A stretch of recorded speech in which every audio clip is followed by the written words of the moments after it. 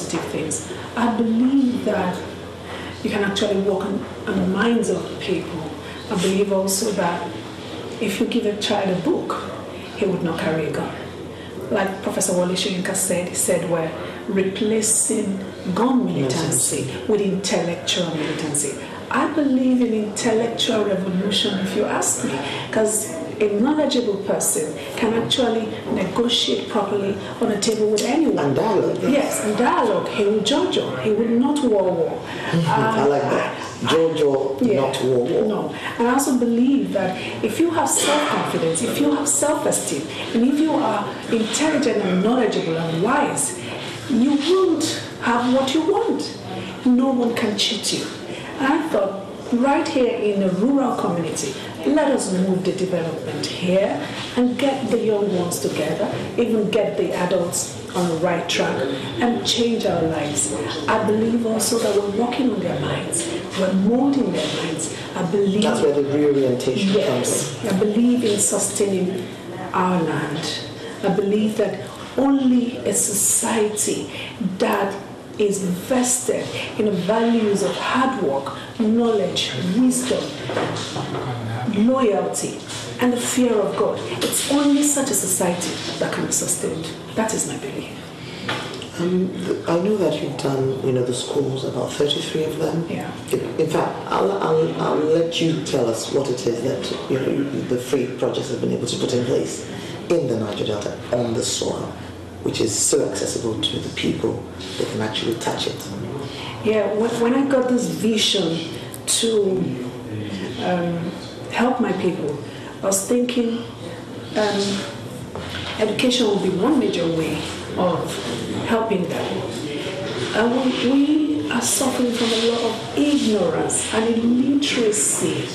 And even when someone who thinks that he's educated comes in, if he lacks information, he probably will act or behave wrongly. And I thought, well, we can mold their minds. But then we concentrated on the women. I believe that the women are the pivot of the family. I believe that if you teach one woman, you teach an entire family, because then, right there and then, she's... What's it saying that the hand that rocks the cradle rules the world? So she's handling her family, she's teaching her children, she's even directing her husband. So we worked on the women, set up adult literacy centers. We have about 33 in 6 states, around 6 states of the Niger Delta region. But here in my village is the headquarters. So, well, initially when we started teaching these women, we found out that they keep health issues to themselves. And we actually lost a woman to breast cancer. And I didn't realize. She wouldn't talk about it. She wouldn't talk about it. Hey, that's a private part of the body. I'm just not going to talk about that. But we found out we helped, but it was a bit late. So we put ourselves together, built a 20-bed hospital, and got collaborated with Particulars Support for Africa, and opened it in 2006. Then we presented free to the world in 2006 as well, June. We raised some funds, and with our funds we built a resource center.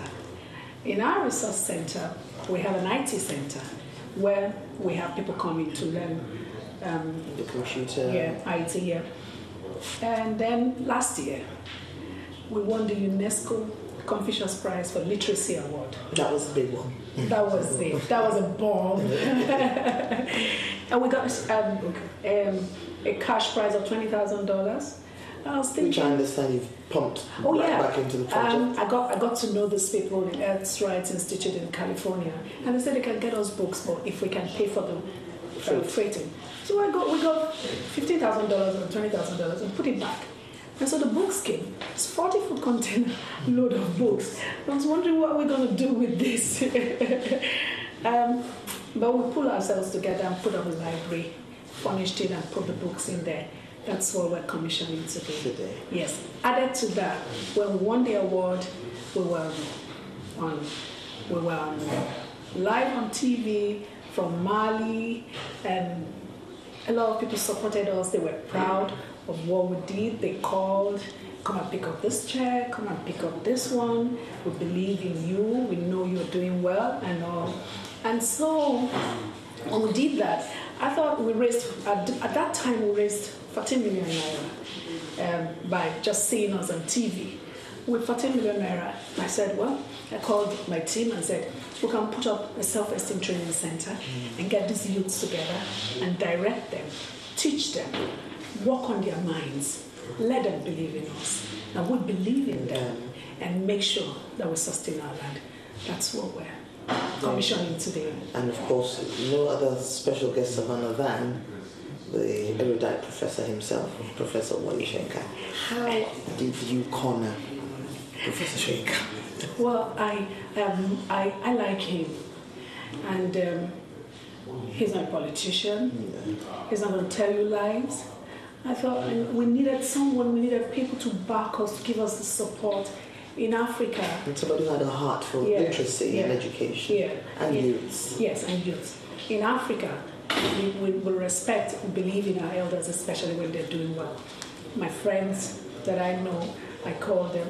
Tony Ranta said, well, he's my Egbo. I can reach him. And we communicated with him. He gave us the date. He gave us the time that was conducive for him. And he saw the work we've been doing. He noticed and monitored our progress. And I'm really appreciative of the fact that he believes in what we're doing. I'm really very grateful to have someone, an enigma, a literacy icon, back us and support us. I feel safe in his hands, and I know that he will take us to a higher level. Definitely. Your last word, again, for all our viewers or process of ARIZE on Ben Television. What is it that you'd love to say, Alaere? Because I know that the Niger Delta issue is something that is so key in your heart, and you always have one message or the other at any point in time that we meet. So speak to them again. Yeah, like I always say, we need to sustain our land, and we need to be sincere to ourselves. We need to work on our minds. We need to possess our possession, but we don't have to die doing it. We don't have to cry doing it. We can actually be knowledgeable and be wise spiritually so we can sustain this land. We have another generation to protect. Probably if I wasn't a woman, I wouldn't even think about this. But I'm thinking, when I pass on, where would the children be in this land that doesn't seem safe? That's a major reason why I've come into the rural community, to sit down with the people. And I want the